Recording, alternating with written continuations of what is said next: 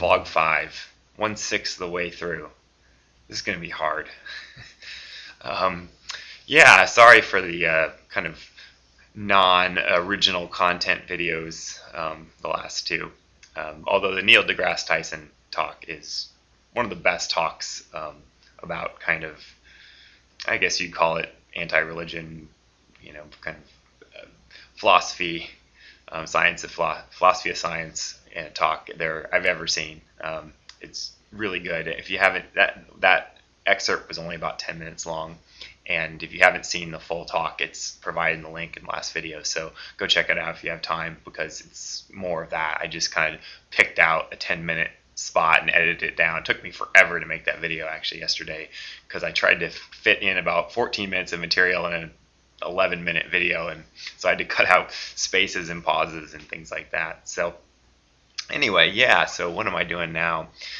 Well, my roommate, one of my roommates is moving out. She had a back injury, fractured vertebrae, and she's having to move out and move in with her parents, sadly, because she can't afford to pay rent because she can't work right now. So it's another example of healthcare or lack of support net that people talk about, where one of the major causes of bankruptcy in the United States is the fact it's partially related by the fact that someone gets sick and can't work, or gets hurt, or has some type of health problem and they don't have work, and there's no whatsoever infrastructure in place for most people in that case. And my roommate's a victim of that right now, and she's having to move out, and we like her a lot, and she's going to be going away. So past couple days we've been interviewing prospective roommates, and the really crazy thing about interviewing for roommates, I mean, we use Craigslist, so these people are all strangers to us. We never met them before in our lives, and we make this decision about who you're going to live with potentially for years, if all goes well, in a conversation that probably lasts in total about 30 to 40 minutes. And so that's the type of decision you make, because you interview X number of people, and you don't have any idea beyond those 30 minutes of conversation or so whether this person is truthful, or who they say they are, or they're just good actors or actresses. And it's quite scary. But saying that, I have one kind of horror story, and not even horror story is too strong a word, bad roommate, because I've lived in the city for San Francisco for 12 years, and I've had various roommates over the years that have come and gone. And the worst situation was actually the only roommate that we knew really that moved in was someone that actually we knew. My roommate Dave and I all knew her, and she was young. She's like 20, 21. We knew her from the bar scene, quote unquote, or we were dance clubs we used to go to.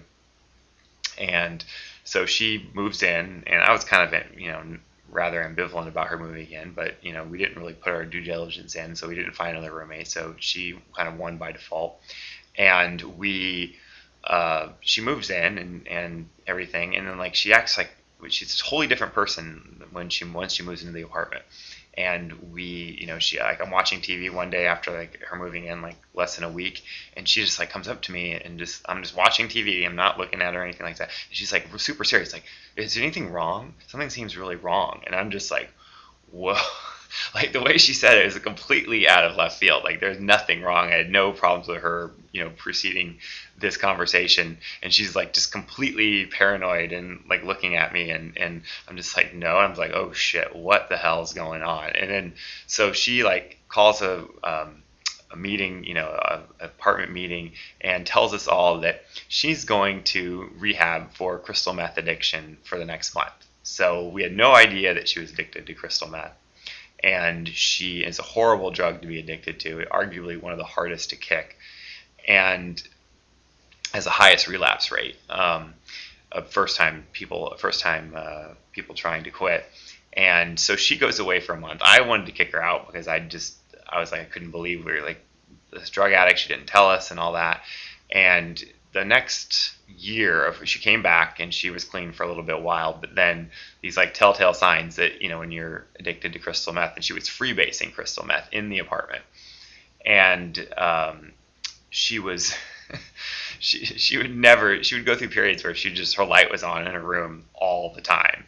And a friend of one of my other roommates was spending the night, and they woke up and got a glass of water, and this roommate, her name is Megan, was literally on our counters, like crawling, like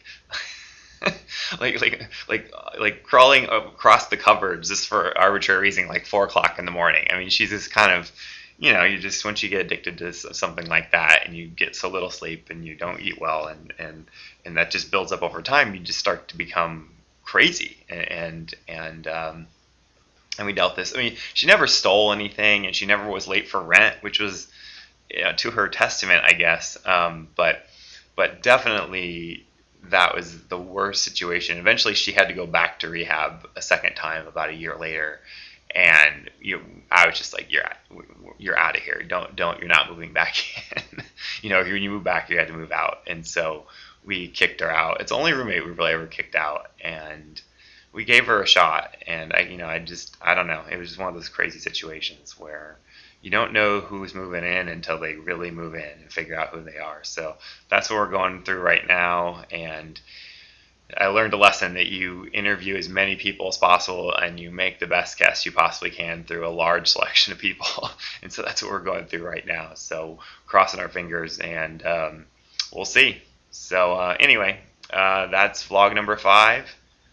Oh my God, 25 more to go. I don't know if this is going to be possible. Anyway, so take care.